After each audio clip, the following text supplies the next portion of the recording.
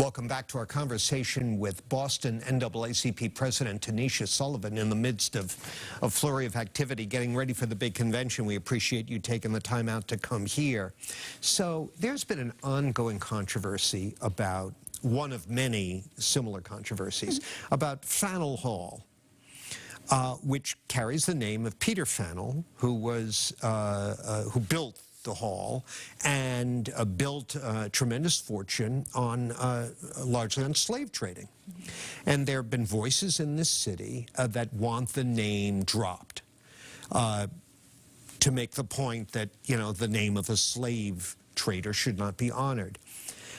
In Fort Worth, Texas, I was just reading the other day, the local NAACP was involved in working out a deal regarding a hand-painted mural on a public building that depicts sharecroppers picking cotton. And the deal was not that the mural be removed, but that plaques be erected to explain the historical context and turn it into a teachable experience for people to see this. Is that what they should do with Faneuil Hall, too?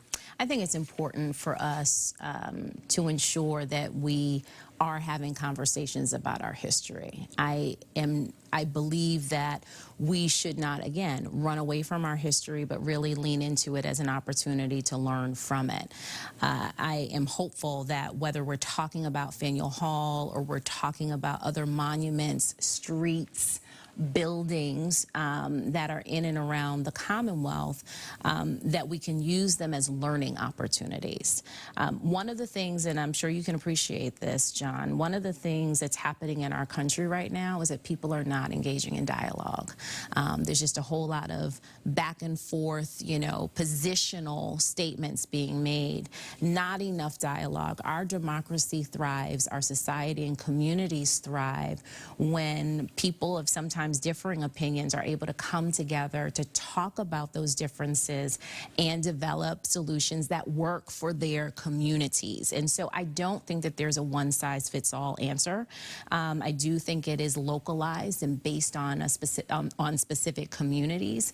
What I'm hoping is that we see more dialogue happening among residents and neighbors. You know, the convention, of course, was supposed to happen in 2020. The pandemic wiped that out. So by happenstance, it's happening in the 30th anniversary year of education reform in Massachusetts.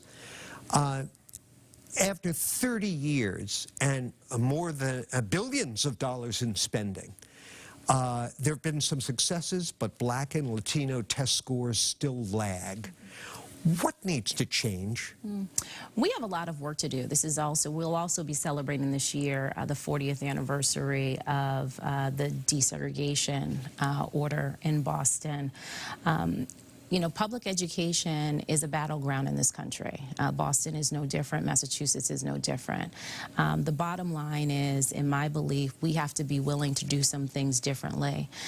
We cannot expect a system that is hundreds of years old to be able, with very little change or transformation, to be able to meet the needs of our young people today. The data is very clear.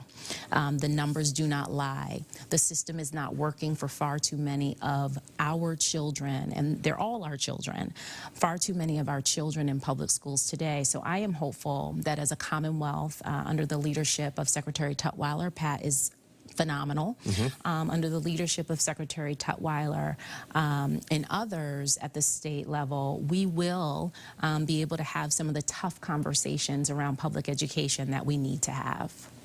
Tanisha, good luck this coming weekend. Thank you. All eyes will be on Boston, and appreciate your hard work and you being here. Congratulations. Thank you very much, and hope to see folks at the Boston Convention and Exhibitor Center. Check it out.